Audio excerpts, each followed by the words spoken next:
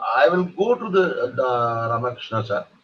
Sir, can you just tell me, uh, there are allegations, how far these truth, that the trio runs the government and nobody matters in Telangana. Is it the truth?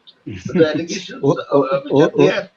वो तो सही है, पहले से भी regional parties में ऐसा रहता, और Telangana is no exception, Tamil Nadu का और इवन पश्चिम बंगाल के जैसे रहता है इधर भी। मगर एक साल के पहले सिचुएशन थोड़ा अलग था। भ्रष्टाचार के बारे में बीजेपी बहुत बात करते थे, मगर वो लोग कुछ कदम नहीं उठाया भ्रष्टाचार के बारे में केसीआर गवर्नमेंट के खिलाफ।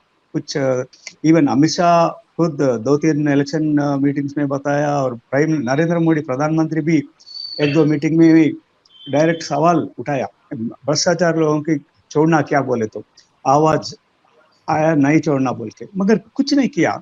थोड़े लोग बीजेपी से No, but एक वीक में his daughter या was वही वही बोलने का completely भाई। allegedly there in या the weaker case. या एक last week actually 2 senior BJP leaders BJP party को छोड़ा, क्यों बोले तो वो लोग पसंद नहीं था, बीजेपी लीडरशिप कुछ कदम नहीं उठा रहा है। बीजेपी सीएम का बेटी के बारे में Kavitha MLC, sitting MLC now she is, Delhi liquor Yeah. Scam के बारे में बहुत ईडी पहला बहुत आवाज किया, 2-3 बार इंटरागेशन किया और नोटिस भिजाया, एक डजन के ऊपर नोटिस भिजाया, एक नोटिस के पीछे और एक नोटिस भिजाया, मगर कुछ एविडेंस चार्जशीट में उनका नाम पहले लिस्ट में नहीं था। सप्लीमेंट्री चार्जशीट्स में एक बार मेंशन किया, और दूसरे 2-3 सप्लीमेंट चार्जशीट्स में उनका नाम नहीं, उतना प्रोमिनेंट नहीं है। उसके बारे में बीजेपी में कुछ लोग के शक आ रहा है कि कुछ नेक्सस है बिटवीन बीजेपी और BRS, KCR party TRS party change to BRS now. So कुछ नेक्सस होने के संभावना है बोल के बीजेपी लीडर्स खुद एक्सप्रेस किया वो डाउट। चंद्रशेखर बोल के एक farmer minister, senior farmer minister, वो छोड़ के कांग्रेस में शामिल हुआ 3-4 दिन के पहले। ये हो रहा भ्रष्टाचार के बारे में बीजेपी लोग ठीक से बोल रहे हैं, नेशनल लीडरशिप, मगर कुछ नहीं हो रहा। सीबीआई उनके हाथ में है, ईडी है, इनकम टैक्स है। दिल्ली लिकर स्कैम में अभी तक 1000 पेजेस का 1000 पेजेस का चार्जशीट फाइल किया, 3 or 4 सप्लीमेंट्री चार्जशीट फाइल किया, मगर अभी तक कविता के बारे में कुछ वो सबूत नहीं किया पाए। उसी वजह से ये डाउट आ रहा, इंडिया अपोजिशन कोलिशन के खिलाफ करने के लिए बीजेपी लोग बीआरएस के साझेदारी भविष्य में इन फ्यूचर दे में टेक बोल के एक शक आ रहा है बीजेपी लोग के। बीजेपी का कैडर और लोअर रंग लीडर्स के भी मन में भी वो शक है, वो रिमूव करने का कुछ काम भी नहीं हो रहा। और एक चीज है, इंपॉर्टेंट चीज है, बंडी संजय बोल के एक एक्टिव बीजेपी प्रेसिडेंट था तेलंगाना में, बीजेपी स्टेट यूनिट का, उनको सडनली अचानक उनको निकाल के यूनियन मिनिस्टर किशन रेड्डी को लाया, state president. Kishan Reddy generally a soft, suave and gentlemanly type of leader, not aggressive type of leader. He is from Reddy community, and it is a forward community in Telangana. Bandi Sanjay was a OBC community representative. He belongs to Munnur Kapu community. मगर ये पूरे चीजों के बारे में BJP लोग cadre में एक शक आ रहा है कि हमारा पार्टी उतना सीरियस नहीं है केसीआर साहब के खिलाफ नहीं, फाइट करने का, वो शक आ रहा। या कृष्ण साहब, आप मेरे को बताएं कि बीजेपी के बारे में ये एलिगेशन है कि वो हिंदू मुस्लिम करेगी, क्योंकि तेलंगाना बड़ी राइट स्टेट है हिंदू मुस्लिम करने के लिए। क्या आपको लग रहा है कि हिंदू मुस्लिम का इम्पैक्ट होता वहां?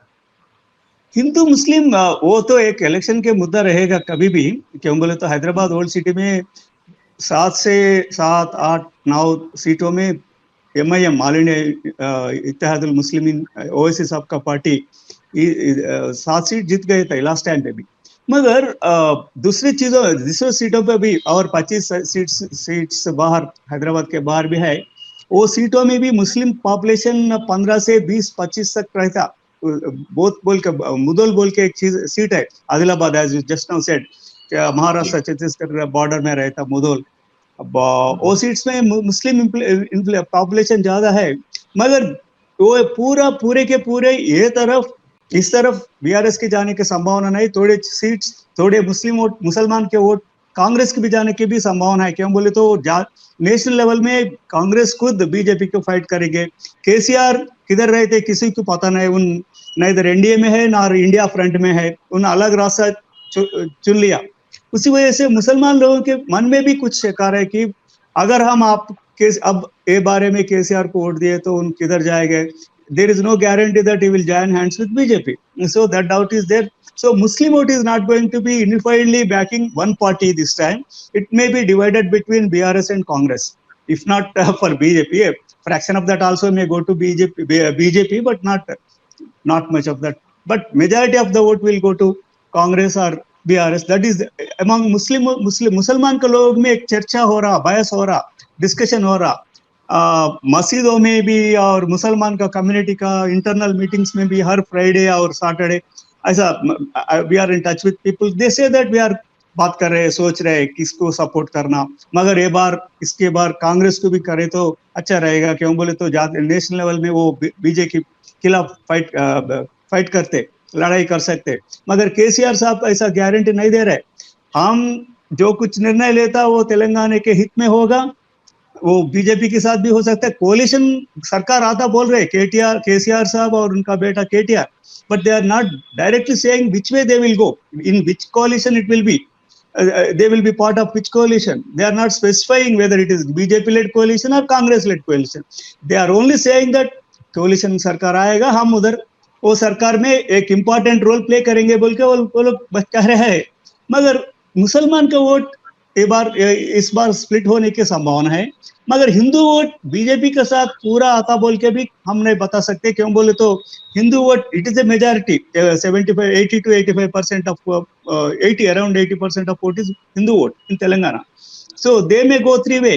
Congress, some votes will go to definitely will go to BJP, and some votes anyway caste wise Dalits and certain sections are welfare schemes which are ज्यादा से ज्यादा कल्याण योजना जा रहा है तेलंगाना में, सबसे तेज से जा रहा है।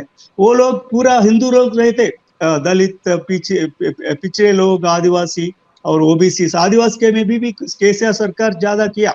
वो पोडू बोल के वो ट्राइबल लोगों का कल्टीवेशन के पट्टा दिया, 5 लाख एकड़ का 1.5 लाख लोगों को दिया पट्टास। वो पूरा काम करेगा उनका फेवर में। सो हिंदू वोट 3 वे स्प्लिट होगा, मुसलमान वोट कांग्रेस और बीआरएस के साथ जाने के संभावना है। Ramakrishna sir has to go. I think he's asking me. I will before he goes, I will ask one question. Do you see any impact of the Karnataka election in Telangana, because Karnataka's major border is along with Telangana, and it will have an impact on the major constituencies there, and almost 1/3 constituencies. If you look at it. Definitely. So do you see Karnataka impact in Telangana? Definitely. वो तो कांग्रेस का moral boost कर दिया। Congress was in hopeless condition. They were losing by-election after by-election earlier, but after Karnataka, they knew that they can also win, and it is a very big boost to not only to local leaders but also to the national leaders. They will get enough financial resources भी ज़्यादा आएगा कर्नाटका से। Telangana PCC president Revanth Reddy, Karnataka का deputy CM DK Shiva Kumar से close relation है उनका। Financial help मिलेगा और मोरल बूस्ट हुआ, मुसलमान के सपोर्ट भी ज़्यादा मिल रहे हैं। उसके वजह से कर्नाटका इलेक्शंस के बाद एकदम पॉलिटिकल सीनेरियो चेंज हुआ तेलंगाना में। BJP which was in the forefront or actually appeared to be a contender lost its steam. I don't know why they lost completely. उनका सेल से हवा चल गई, निकल गई। And BJP national leadership also is in realized the importance of KCR in times of need if they fall short of 272 in next year Lok Sabha elections. So they are also going soft. He is also going soft. And KCR decided not to have any truck with CPM in coming assembly elections, December elections में। ये पूरा indicate कर रहा, indication दे रहा कि both all are gearing up for the future uncertain fluid situation, political situation. Karnataka has definitely boosted the morale of Congress, and KCR is taking many welfare schemes. Kalyan Yojana के बारे में बहुत सारे कदम उठाया in the last 2-3 महीनों में। हर एक section को कुछ ना कुछ फायदा मिल रहा। RTC government state road transport corporation को गवर्नमेंट में मर्ज कर दिया, वो तो लॉन्ग पेंडिंग डिमांड है, 20-25 ईयर्स से एक डिमांड था। आंध्रा में भी जगन मोहन रेड्डी भी ऐसा किया, मगर तेलंगाना में भी रिसेंटली ये दे मर्ज कर दिया। ये पूरा populist decisions will help KCR. And one major thing that is परिवारवादी पार्टी है बोल के प्रधानमंत्री बोल रहा, और बीजेपी जेपी नड्डा अमित शाह सारे लोग बोल रहे हैं परिवारवादी पार्टी का आरोप एक है, परसेप्शन प्रॉब्लम है। एंटी इनकमेंसी 10 साल के बाद every party will face some degree of anti-incumbency, and definitely KCR also will face it. परिवारवाद के आरोप को उनके पास कुछ एक्चुअली पीपल आर इलेक्टिंग मी, लोगों को मेरे से मुझसे पसंद है, मेरे गवर्नमेंट से पसंद है, उसलिए वो चुन रहे हैं, हम काम कर रहे हैं बोल के वो लोग कहते हैं। मगर टू व्हाट एक्सटेंट, कितने लेवल तक के पोल का चुनाव का मुद्दा बनाएगा देखने पड़ेगा हमको।